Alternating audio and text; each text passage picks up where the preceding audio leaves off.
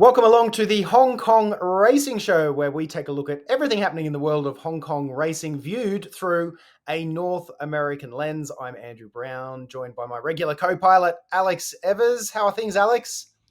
Good, Brownie. Good weekend. Good weekend of betting. The Lions dominated. We're always Yes. happy when the Lions win. Big game Sunday. But no, happy to be back. Happy to talk to you. And again, we're getting closer to the big one, the HKIR.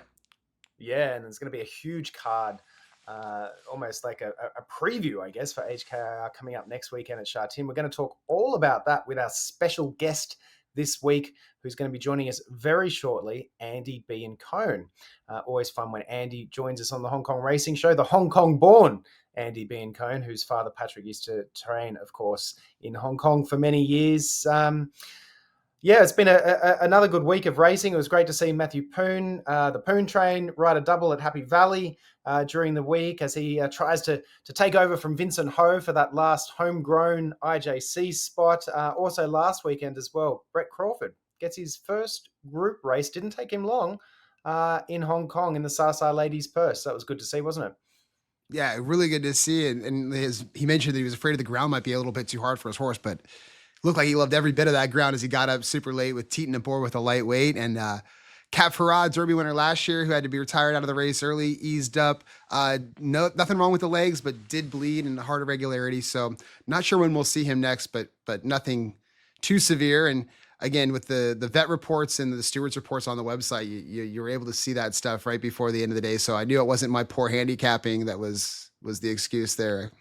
Like I said last week, Brady, I can never get on Cap Farad at the right time and on him on the wrong time again last week. But good to see that he's okay. And again, the information, the transparency, it's one of the greatest things about the Jockey Club. And you can just see what's going on with all the horses, the training, the vet reports, the stewards reports, incident reports, everything to keep your handicapping confidence at an all-time high. We like to have excuses, Brownie. It's never my fault when I make a bad pick. You know what I'm saying? I like it. And yeah, that website, hkjc.com, is just a phenomenal resource for all the information that you need, whether it be news, replays, vet information like Alex just outlined then. So go and check it out. Get your free PPs as well. So it's a fantastic resource. Alex, as much as I love talking to you, I've just noticed that Andie Biancone is in the green room and she's ready to join us. So let's bring her in. Let's go. Always a pleasure and a lot of fun when we're joined on the show by Andie Biancone. How are things, Andy? Guys, things are great. Churchill is cold, but happy to be back after Breeders' Cup. Breeders' Cup was awesome as always, so all good. Yeah. And we're going to talk about your Breeders' Cup experience in just a second, but I should get an update from you about your other half, Keith Asmussen, who speaking of Churchill Downs, had a bit of a tumble last weekend. How's he doing? Oh my gosh. Well, we're just very grateful that he's okay given the severity of the accident. I mean, granted, thank goodness the horse is fine as well. And he walked away with a non-displaced pelvic fracture. So 6 to 8 weeks is the prognosis. You know, he started PT yesterday, but obviously got run over. So a lot of edema and muscle damage that he's kind of trying to work through. So they said in the ER it's one of the most painful fractures you can have, and he's definitely feeling that. But Keith is like one of the best humans on this earth and is just like having a good attitude through everything per usual. Thankfully, he's okay and can make a quick recovery. Maybe a nice quick one, similar to Brian Hernandez, who just made that phenomenally quick recovery and then was in the winner's circle on day one back at Churchill Downs during the week, which was pretty awesome to see. So, yeah, fingers crossed that Keith can make a nice quick recovery as well, and we'll see him back riding really soon. Andy, please give him our best. So, as you mentioned, you're obviously back in Louisville now. Doing everything you do for FanDuel Racing and riding workers, and of course helping your dad, former Hong Kong trainer Patrick Biancone. And speaking of, it was great to see both of you in Del Mar for the Breeders' Cup World Championships. As always, you were wearing lots of hats. But how was your experience this time, Andy, with the beautiful Lennilu, who ran, I thought, just a great race in the Juvenile Turf Sprint too? Oh my gosh, I agree. And she, come to find out she was in heat. It was kind of she's going through her first cycle of heat, which we noticed early in the week, but you kind of just never know how fillies are going to react when they do go through a heat cycle. Some fillies perform great, others, it takes a little bit from them. So I think that was kind of the case for her, but we're very proud of her effort. I mean, I thought she ran a very contentious race, even despite her being in heat. She finished seventh, but only by a short margin. And just very proud of her whole year overall. She's been fantastic. You can't knock her in any way. She certainly made me work though. She was very tough to gallop, like more so than usual. I think they put NBC put a whoop on all the jockeys, so they tested it on me in the mornings, and they put a whoop on me, and they got my heart at 175 galloping her. Wow. I'm pretty sure and this is crazy, like, I don't know if it's just, like, I'm out of shape or what, but, like, Dylan McDonald, they got his heart on the whoop, like, it was, like, 155 coming down the lane or something. I'm like, people are 160. I'm, like, 15 points over. There's athletes and there's non-athletes. I categorize in non-athletes, so I don't know about that. Yeah. As a handicapper and a horsewoman, would you like to see that in the programs or in the racing form a designation for a mare in heat when she's running? Like so the fans should know that betting wise. honestly, no, I almost think it's one of those things where it's just like I said, some fillies perform great, some don't, and especially a first heat, you never know how it's gonna affect them. So it could almost be one of those situations where it's like, "Oh, you know too much," and it, like, sways you the wrong way. So Okay. you know, because I mean, she was out of her skin. She was training fantastic. So I was like, I don't see why this would affect her in any way. But then she comes back around seventh. That's like her first off the board finish in forever. And I don't think, Mm. to me, not that she packed it in, but she was kind of like she never looked comfy. Like normally her ears are straight up like that and she's right in there and her ears were kind of like back. Like seemed a little uncomfortable. And the only thing I could attribute that to is her being in heat. So Right. Well, I wouldn't worry too much about the 175 heart rate either, Andy, in terms of your fitness levels, because I'm sure you're fighting fit. It might just be that it's a horse that gets your heart racing, Lennilu. maybe it was just the anxiety of hearing my dad being interviewed at the same time and like my IFB like flapping on my back about to like fall off at any second and just the pressures of galloping a Breeders' Cup horse, that there's that. Exactly. There's a fair bit going on. There's a fair bit going on. Well, why don't we talk some Hong Kong racing, Andy, and another horse that gets your heart racing and probably another love of your life. I'm talking about, of course, Romantic Warrior. Your excitement levels must be about to go through the roof because we are just a week out now from his much anticipated return in what's going to be a spectacular day of racing next weekend at Sha Tin. He takes on Hong Kong's Triple Crown champion Voyage Bubble in the Bank of China Jockey Club Cup. Romantic Warrior's regular pilot James McDonald is back in Hong Kong for a short-term stint, and he jumped aboard the Superstar on Tuesday morning. Andy, I know you've had a chance to look at his breeze. What did you think of this piece of work from the champ who hasn't raced now since April? I mean, we know we had a little bit of a setback and a surgery back earlier in the year, so he's been working through that. But I thought the breeze was excellent. I mean, he was moving great. I didn't see any signs of like, oh, this is bothering me. And there are horses who have little setbacks and it kind of makes them, they get a taste of the fire and they kind of back away. But Romantic Warrior just kind of seems like he's handled this little setback very well mentally and is moving great. So I'm excited to see the champ back. Yeah, me too. What do you think your heart rate would get up to on your whoop if you were breezing Romantic Warrior? Just fall off. Just leg shaking. I'd have to like disassociate. Like when I got on Mindframe for Todd, like the day before the Stephen Foster, I was just like, yeah, this is just some claimer. Had to At the like end of the day, you've done it psych myself hundreds of into thinking. times. But then It's you just a you feel horse. them gallop and it's like you can't fly to yourself. Like it feels so cool that you know it's not just some claimer, you know what I mean? But Mm. um no, I would die. I mean even just to like come within touching distance of Romantic Warrior, I'd be very excited, let alone to sit on him. We are still Every hopeful piece that of that's going work to happen one day. What do you make of the work, Alex?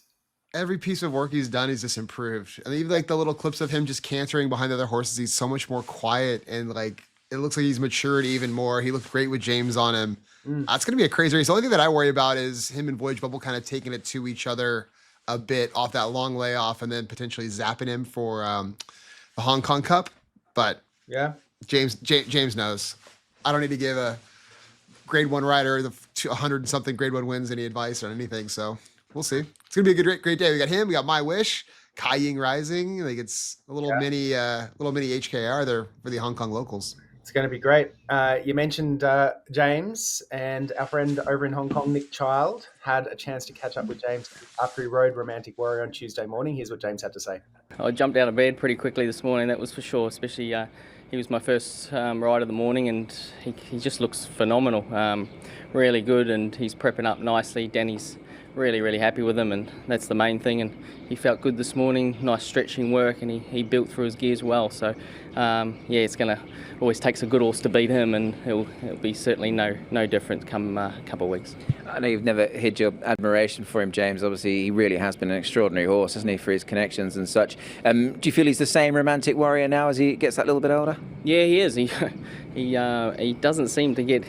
He doesn't feel any older anyway. He's working every bit as good as what he was in March, and he's had a nice slow build-up and a long break, and he seems to be enjoying that. But one thing I've noticed with him is he's probably a bit more relaxed in his work, but that's probably his home surroundings. He enjoys being here in Hong Kong, and but he's every bit as good as what I last felt of him anyway. So J-Mac sounding pretty confident there. Zach Purton, who's going to be on Voyage Bubble, also sounding pretty confident, as we touched on earlier off camera, quoted in Hong Kong media this week saying that Voyage Bubble is a different horse and has potentially improved since the last time he rode him. I think you were there the last time he rode him, Alex. It was the Yasuda Keenan in Japan last year. But the last time Zach rode Voyage Bubble in Hong Kong was the 2024 Hong Kong Gold Cup, which was an epic showdown between the two stars. They battled all the way up the Sha Tin straight, almost in similar fashion to Forever Young and Romantic Warrior in the Saudi Cup earlier on this year. Guys, are we anticipating another race like that next weekend between these two Hong Kong superstars? Alex, you thought that they might, cut at each other a little bit? I think it's going to be a game of tactics, that's for sure. Yeah, and Voyage Bubble's like Zoolander. He doesn't like to turn left. So throw out Yasuda and throw out anything around those type of turns. But who knows what he got out of that last run, because it was just it looked like he was just in for a run. Nothing kind of went his way. So we'll have the benefit of at least a race under his belt. Not a great one, but I don't know. I think they are going to go at it a bit in the straight. Yeah, I think it's going to be very tough. And I mean, Voyage Bubble, kind of the horse with a little more upside in terms of being a fresh face. He's the up and coming horse. He's the Hong Kong's Triple Crown winner. I mean, amazing things. And Romantic Warrior, obviously so accomplished, 10 grade ones. You can't knock him in any way. But he is, coming off a long layoff. He had surgery earlier in the year. He campaigned hard prior to the surgery. So, I don't want to say he's on the down. I don't want to say that because I love Romantic Warrior, but it's going to be a serious just test of horses. Yeah, and 2,000 to start too is tough. Like long layoff, no lead up, 2,000 meters. I know we have a trial. You won't have a trial. We'll probably just have one or two more small pieces of work. So yeah. And from a betting perspective, it's going to be interesting to see where the Hong Kong punters put their money, horse players put their money, and that might be where I get swayed. Like if Voyage Bubble's representing better value for money, I think this is the time that he's got his opportunity to beat Romantic Warrior for a lot of the reasons you just outlined then, Andy. So it'll be interesting to see what the market does. And if Voyage Bubble's representing better value for money than Romantic Warrior, I think now's the time maybe to have a little crack. But as you mentioned, Alex, of course, we've got YING Rising as well, the world's best sprinter. He's back as well as he builds towards the Hong Kong Sprint. And My Wish is going to be in the mile race as well, so he doesn't have to take on Romantic Warrior or Voyage Bubble. So it's going to be an outstanding day of racing at Sha Tin next Saturday night. We might have to do a live stream here on the West Coast. And Andy, when you get up to ride workers on Saturday morning, you can join us Sunday morning at 3 a.m. Yes, I do that sometimes. I do just get up, start getting ready for my galloping job and watch the races. But something I want to touch on really quick. I read a really interesting article. Obviously, YING Rising coming off a huge win in the Grade 1 Everest at Randwick. But did you know that he was booed by the crowd? What? Yes. That's what I heard too. Zach Purton was like, yep, the crowd, like the entire post parade just booed him the entire time and was trying to get a ride. I'm like, before the race. Could you imagine like the Americans booing Forever Young at the Breeders' Cup? That is like who does that? Like, I'm sorry, that just blew my mind when I read that. I was like, Yeah. oh my That's god. really interesting. The only thing that I can think of there is it's a really young crowd.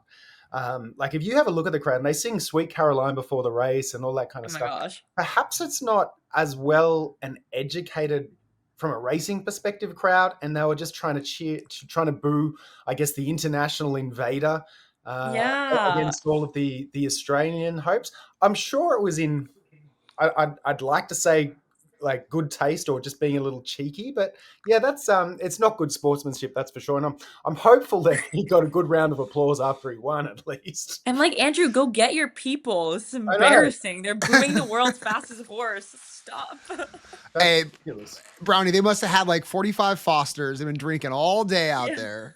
A couple Vegemite sandwiches. It doesn't, absorb the alcohol like other foods do. It I'm gonna reminds get- me of Empire Maker when he won the Belmont and got booed. Like a New York guy and Bobby Frankel coming back to booze, but that's New York, so we kind of expect that in the United States in that part of our country. Right, in that part of our country.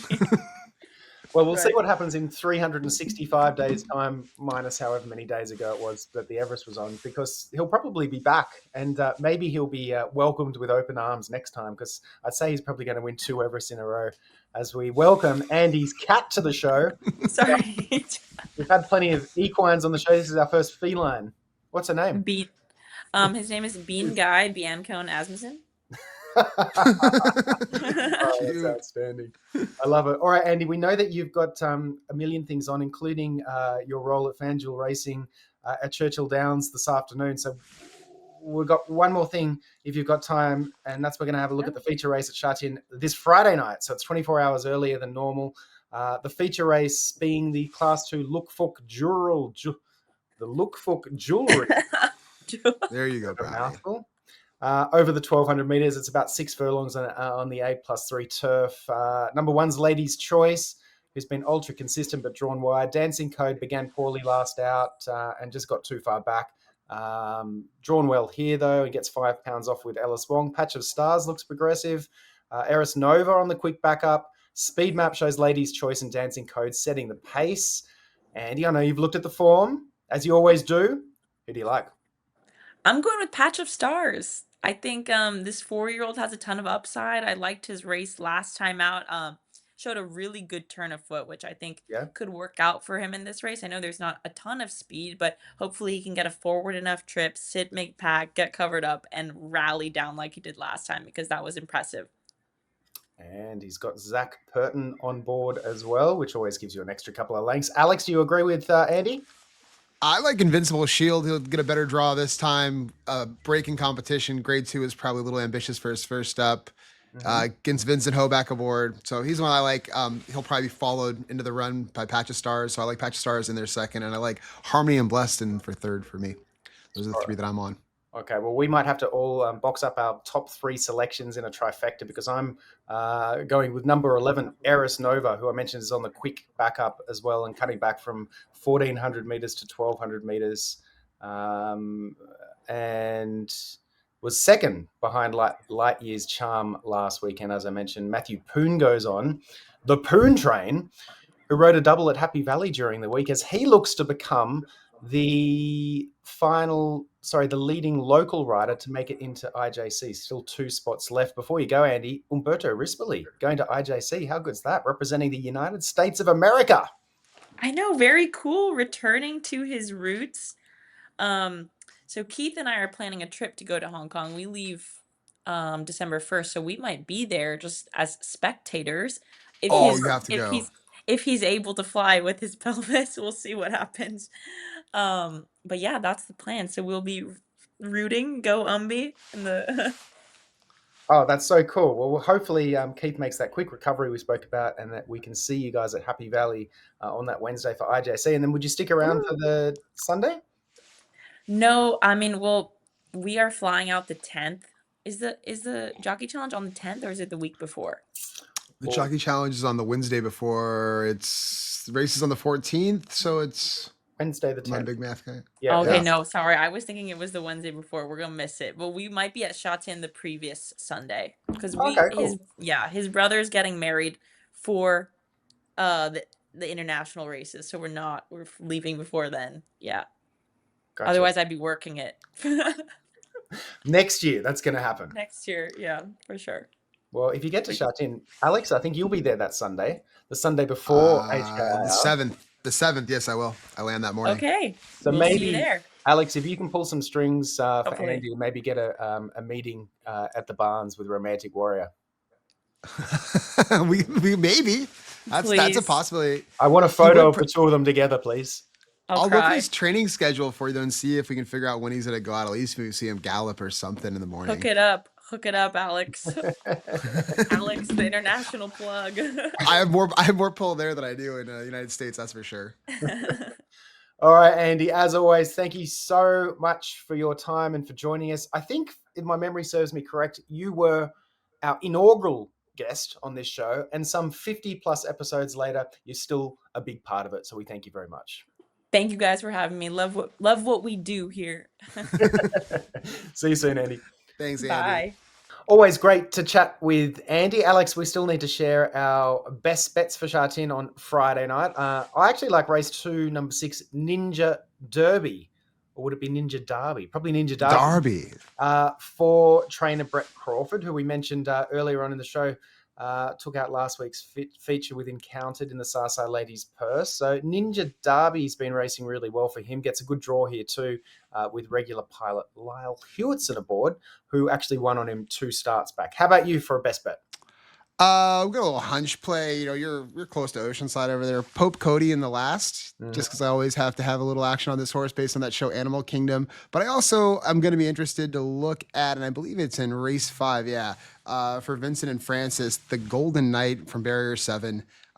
Decent run first up, so I'll keep an eye on him and the odds. And I'm an odds guy, Brownie. I look like a stock trader in my office when I'm watching the races. I got a video monitor here. I got the odds with the green and the brown lamps going over here. You know, I've got all the data that I need. You should make film a bad little decisions. behind the scenes betting Sha Tin with Alex segment for us, and we'll run it in the show one week. I'm like Jim Cramer up there. I'm just gonna be an anchor on everybody's horse. Bye. All right. Before we go, time for our international highlight of the week, which is brought to you by the Whirlpool.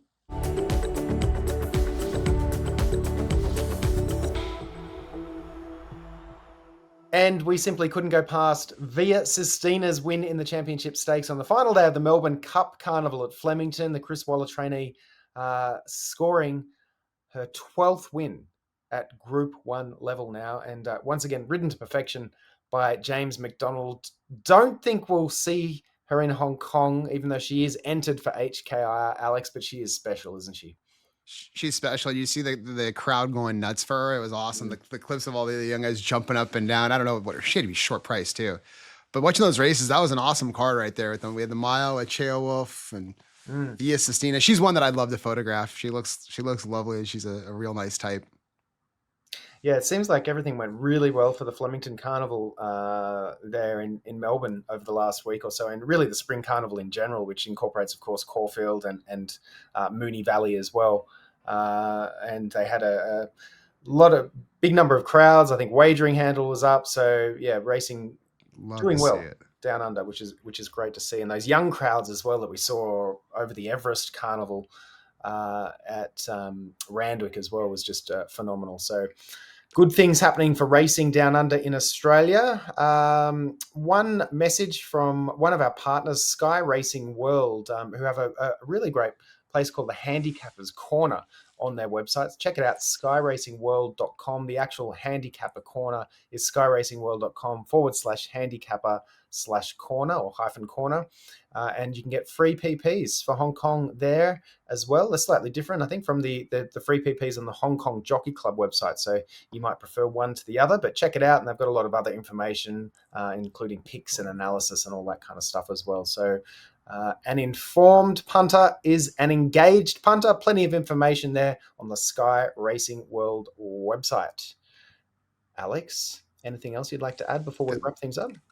They're probably giving better tips out than me saying I like a horse because he's named after a character on a TV show on Netflix. So, I'll go take a look at that. I would say that the analysts on Sky Racing World website have put a little bit more work into their selections than that particular selection from Alex, but not every selection from Alex.